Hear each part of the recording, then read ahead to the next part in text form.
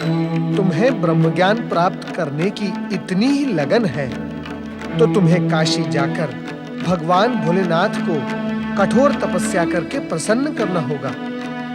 तुमने परमपिता ब्रह्मा जी, श्री हरि विष्णु, भगवान भोलेनाथ और अपने गुरु बृहस्पति के पास जाकर हर संभव प्रयास किया, परंतु कहीं सफल नहीं हुए। तुम्हें कठोर तपस्या करनी होगी नारद। अपने पुरुषार्थ, परिश्रम एवं तपस्या से दिव्य ब्रह्म ज्ञान प्राप्त करना होगा, तभी तुम्हारा ज्ञान प्रशंसनीय होगा। ओम नमः शिवाय, ओम नमः शिवाय, ओम नमः शिवाय, ओम नमः शिवाय। नारायण नारायण, इतनी गहन रात्रि में ये कौन युवक इतनी कठोर तपस्या कर रहा है?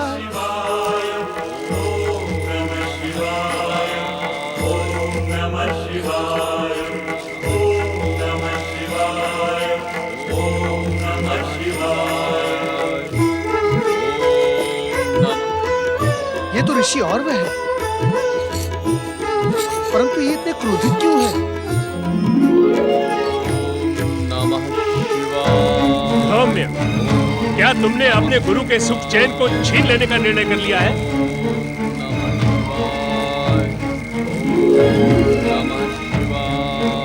सौम्य, क्या तुमने अपने गुरु की प्रतिष्ठा समाप्त करने के लिए इस आश्रम में प्रवेश किया है? नमः शिवाय। उत्तर दो सौम्य। ओम नमः शिवाय। तुम अपने गुरु की अवहेलना कर रहे हो।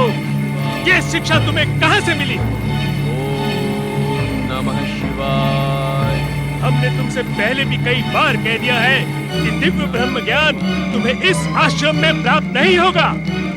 उसके लिए तुम्हें काशी जाकर शिव आराधना करनी होगी। नमः शिवाय। मेरी अवहेलना करके तुम मेरे क्रोध को जागृत कर रहे हो सौम्य।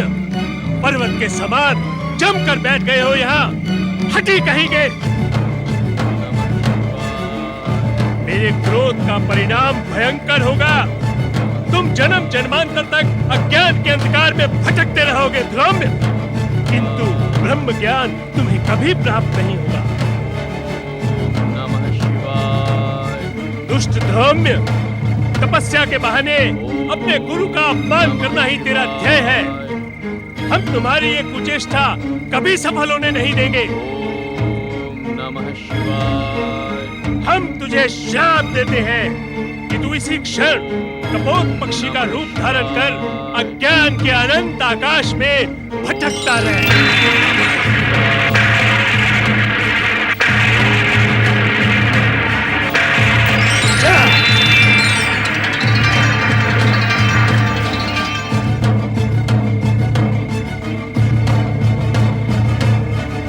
दिव्य ब्रह्म ज्ञान प्राप्त करने वाले मानव शरीर के लिए तरसता रहे।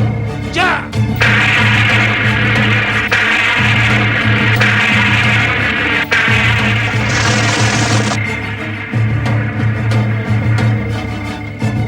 अभी भी तू मेरा पीछा नहीं छोड़ रहा है दुष्ट।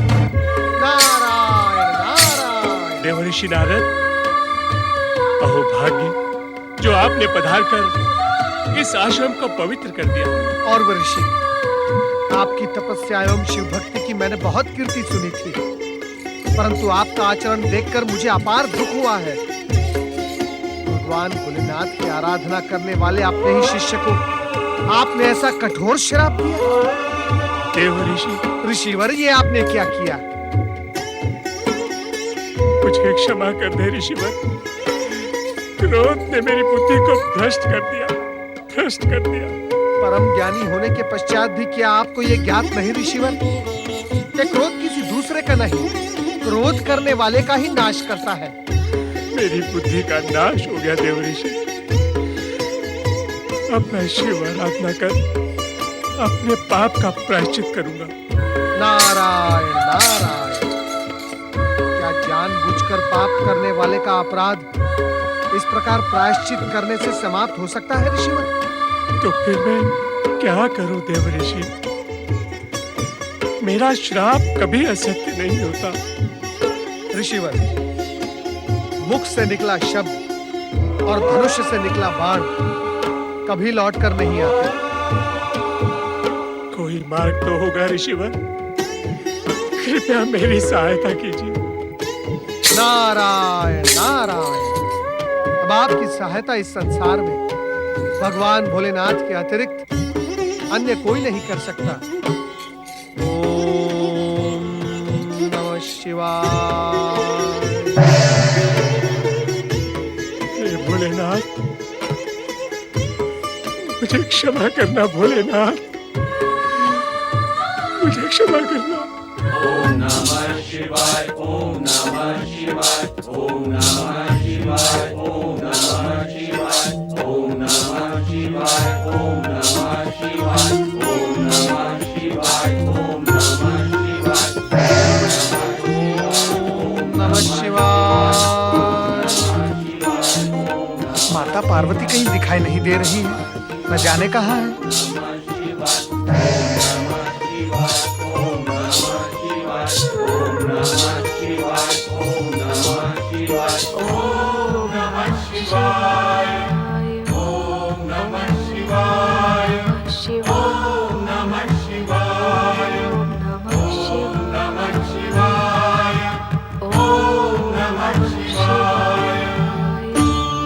माता,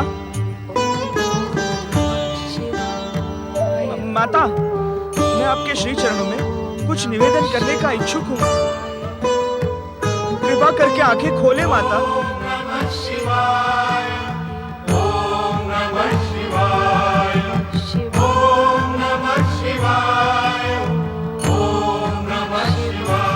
श्री गणेश, यहाँ इस प्रकार मैं कहीं स्वप्न तो नहीं देख रहा हूँ। माता, माता अपने अखंड ज्ञान को तनिक विराम दे। मैं आपकी सेवा में कुछ निवेदन करने के लिए ही यहाँ उपस्थित हुआ हूँ। पुत्र गणेश, तुम यहाँ इस समय?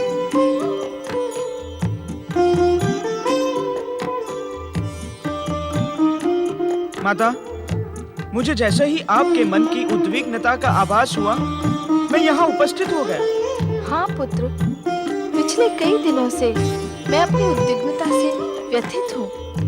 क्या शिव की अर्धांगिनी स्वयं अपने अतुल तेज से ब्रह्म ज्ञान प्राप्त नहीं कर सकती? इसीलिए मैं शिव के ध्यान में मग्न हो गई, किंतु मेरा मन स्थिर नहीं है। अपनी शक्ति पर स्वयं मुझे विश्वास नहीं हो रहा है। मेरा मार्गदर्शन करो विघ्नहर्ता, मंगल करता पुत्र गणेश। माता, परात पर ब्रह्म, शिव में ही ब्रह्म ज्ञान समाहित है। चलो हम सब मिलकर भगवान शिव से प्रार्थना करेंगे कि वे आपकी उद्विग्नता का अंत करें। चलो पुत्र।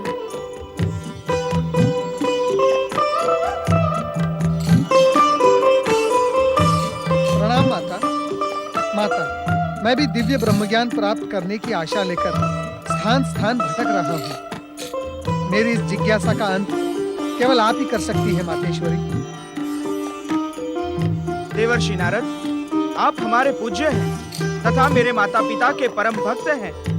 आपकी आकांक्षा एक दिन माता पार्वती अवश्य पूर्ण करेंगी। नारद, इसी प्रकार शिव भक्ति करते रहो। उसे ही मैं तुम्हारी कठोर तपस्या मानकर तुम्हें वचन देती हूँ कि जो कुछ मुझे प्राप्त होगा वो तुम्हें भी प्राप्त होगा। माता कुमाता न भवती। माता, आप अंततः माता हैं, करुणा की मूर्ति, दया की देवी। चलो समाधि स्थल पर चलें। ओम नमः शिवाय, ओम नमः शिवाय, ओम नमः शिवाय, ओम नमः शिवाय, ओम नमः शिवाय, ओम नमः शिवाय, ओम नमः शिवाय, ओम नमः शिवाय, ओम नमः शिवाय, ओम नमः शिवाय, ओम नमः शिवाय। कैलाशपति भगवान भोलेनाथ की जय। माता पार्वती एवं मंगलकर्ता श्री गणेश की। पुत्र गणेश, तुम्हारे यहां आने का उद्देश्य हमें स्पष्ट हो गया। नारद, तुम भी परम ब्रह्म ज्ञान की ललक में कहां-कहां भटककर अंततः यहां आए हो।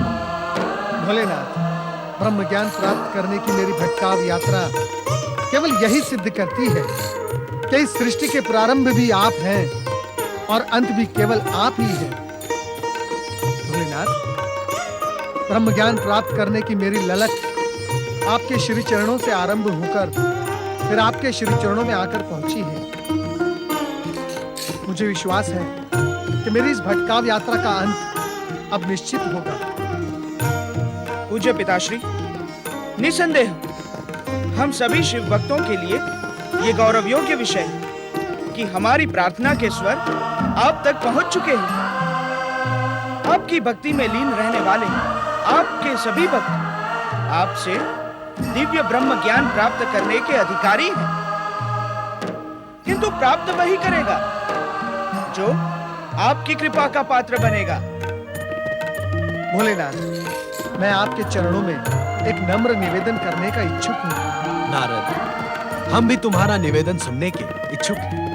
भोलेनाथ, आप भले ही मुझे दिव्य ब्रह्म ज्ञान प्रदान न करें, मैं संतोष कर लूंगा, किंतु मेरा हृदय आपके परम भक्त धौम्य को उसके गुरु ऋषि औरव द्वारा दिए गए कठोर श्राप से क्षुब्ध है। उस निरीह धौम्य को आप अपनी कृपा का कृपया दान करें, यही मेरा निवेदन है। तुम्हारी लोकहित भावना से हम अत्यंत प्रसन्न हुए ना, और शिष्य धौम्य के लिए तुमने अपने निजी स्वार्थ का त्याग कर अपनी माता पार्वती के दिए हुए वचन को पूरा करने में हमारी सहायता की। तुम्हारी कामना एक ना एक दिन अवश्य पूर्ण होगी। किंतु मेरी कामना का क्या होगा स्वामी?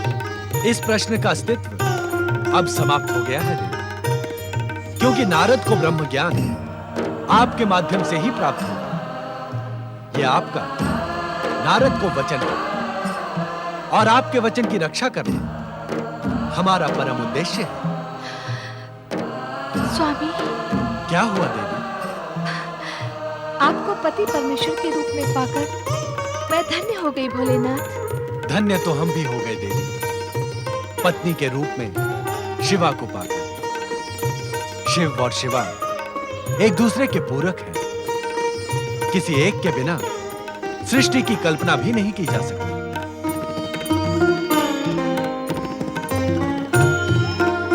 परात्पर ब्रह्म परमेश्वर शिव शंकर तथा शक्ति स्वरूपिणी माता पार्वती की जय। भोलेनाथ, कहीं मुझे प्रोत्साहन देते देते आप नारद, तुम्हें स्मरण करवाने की आवश्यकता नहीं है। धौम्य को उसकी तपस्या एवं शिव भक्ति का प्रतिफल अवश्य मिलेगा। तुम सब भी ब्रह्म ज्ञान पाने के अधिकारी बन गए हो।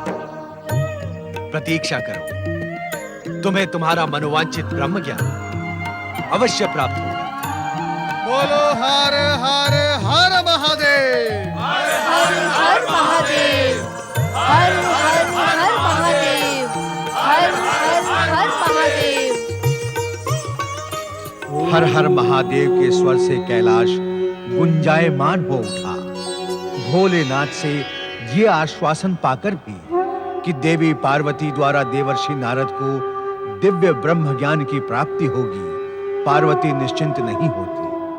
उनके मन का द्वंद्व बारंबार ये प्रश्न उठाता है कि स्वामी का दिया आश्वासन सत्य होगा अथवा नहीं। दूसरी ओर मध्य रात्रि में भोले शंकर जब अपनी समाधि से जागते हैं तो देवी पार्वती को समाधि स्थल पर न पाकर उनके कक्ष की ओर पलायन करते हैं। ओम नमः शिवाय, ओम नमः शिवाय, ओम नमः शिवाय।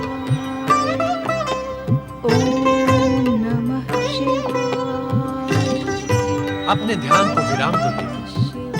हम आ गए। स्वामी, आप यहाँ इस समय? हाँ पार्वती, समाधि में हमने देखा कि विश्राम काल में भी तुम हमारा ध्यान लगा रही थी, किंतु हमारे आश्वासन के उपरांत भी तुम्हारे हृदय का द्वंद समाप्त नहीं हुआ। ध्यान अवस्था में भी तुम ब्रह्म ज्ञान के विषय में ही विचार कर रही थी। हाँ स्वामी। तुम्हें अब उस विषय में हमसे चर्चा करने में भी संकोच हो रहा है, क्यों? सत्य है ना? आपके श्रीमुख से निकला प्रत्येक शब्द सत्य की प्रामाणिकता है स्वामी। तो संकोच मत करो, स्वयं अपनी अनुभूति हमें बताओ। आप तो सब कुछ जानते हैं सर्वेश्वर। हाँ, जानते हैं, किंतु तुम्हारे शब्दों में सुनने के इच्छुक हैं। ऐसा हट क्यों स्वामी? ये हट नहीं देवी, उपचार है। उपचार? हाँ देवी, किंतु अभी तुम इस पर संदेह न करो, मात्र अपने विचार बताओ। आपकी तपस्या करते समय मैं यही सोच रही थी कि क्यों न मैं स्वयं अपनी तपस्या से ब्रह्म ज्ञान प्राप्त करके आपको आश्चर्यचकित कर दूं।